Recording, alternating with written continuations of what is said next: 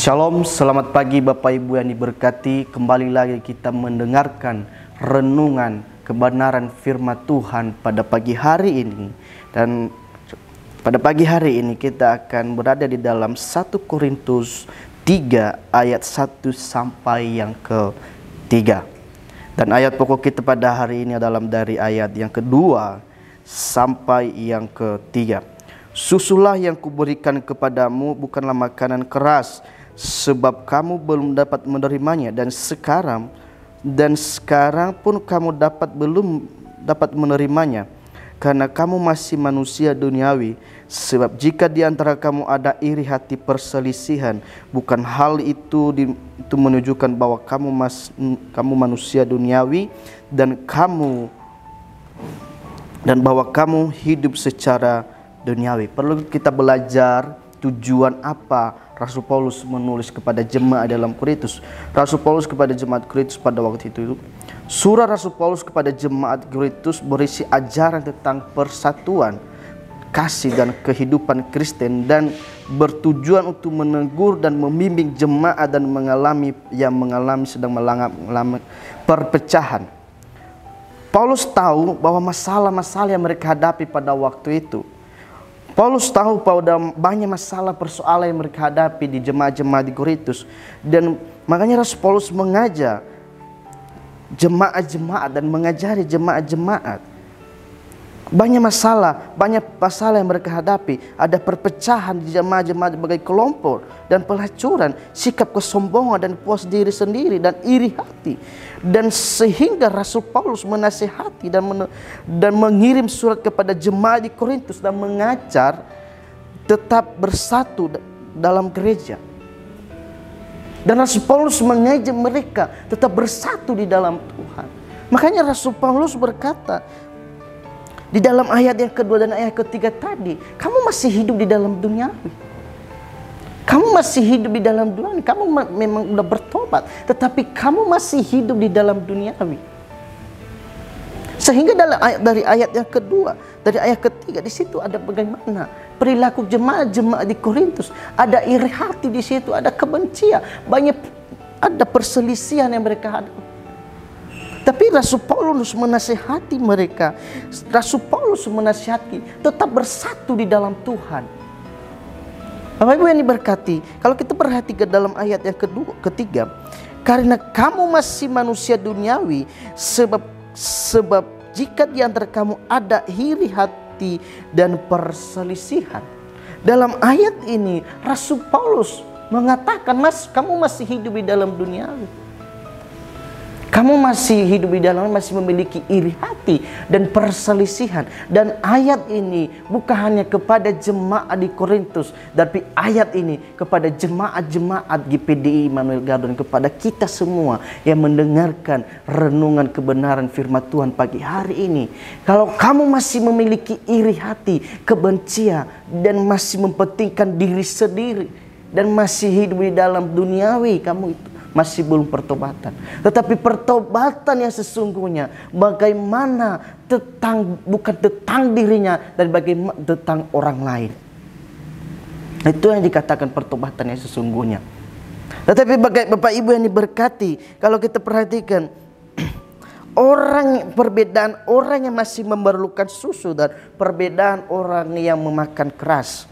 Kalau kita buka dalam Ibrani 5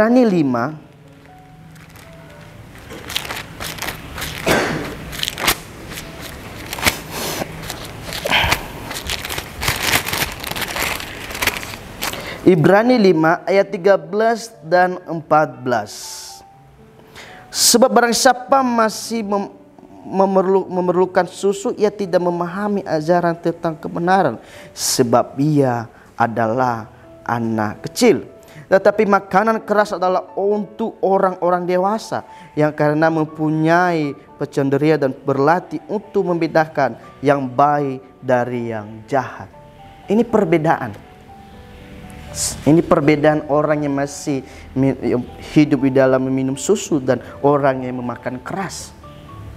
Orang-orang yang memakan keras adalah orang-orang yang dewasa di dalam Tuhan. Orang-orang dewasa rohaninya. Orang yang membedakan mana yang baik dan mana yang jahat.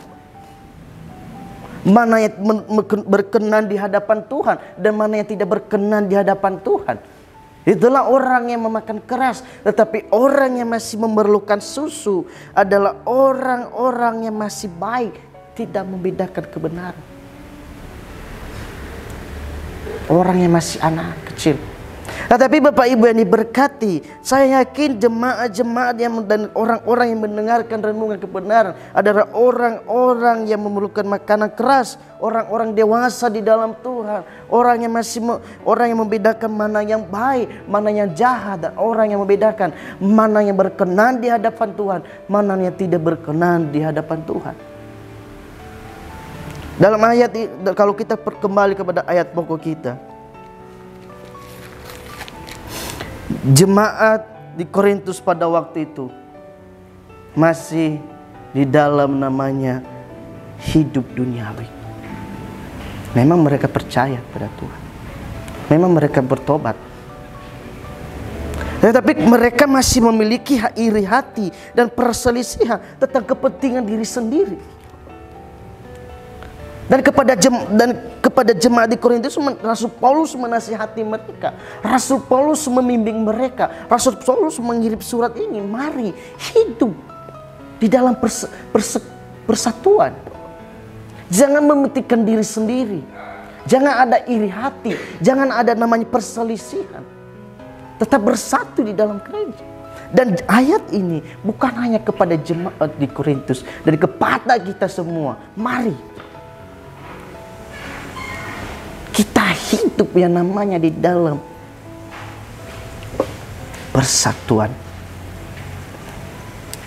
Kita hidup namanya bagaimana kita membedakan mana yang berkenan di hadapan Tuhan, mana yang tidak berkenan di hadapan Tuhan. Ketika kita menjadi orang-orang dewasa rohani di dalam Tuhan, kita membedakan mana yang baik dan mana yang tidak baik.